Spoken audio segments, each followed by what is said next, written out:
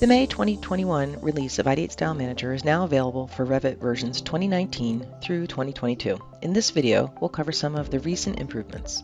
Be sure to review the What's New in Ideate Software video to learn about general improvements that also apply to Ideate StyleManager. Does your StyleManager show these 6 tools? If so, then well done. Be sure to thank yourself or your IT staff for taking advantage of our November 2020 release, which almost doubled the functionality of Ideate StyleManager.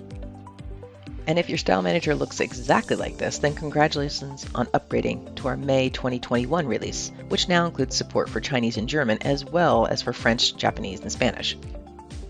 This new release also includes a few fixes and improvements.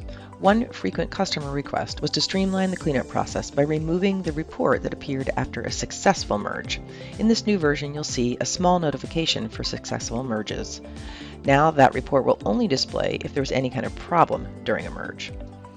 We've also, per user input, removed the delete button from the Appearance Asset tool. Previously, appearance assets that were in use and deleted were not being removed. To delete used or unused assets, just pick one or more assets, then use the Merge button to move them to another asset. This will update any materials, as well as remove any unused assets in the process. There are 2 ways to access the latest release of Ideate Software. From within any of the Ideate Software products, you can find updates via the Help menu as shown.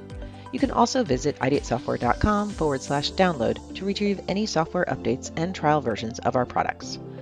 Finally, be sure to review the What's New in Ideate Software video to learn about general improvements that also apply to Ideate StyleManager. From the entire Ideate Software team, thank you so much for reviewing this What's New video.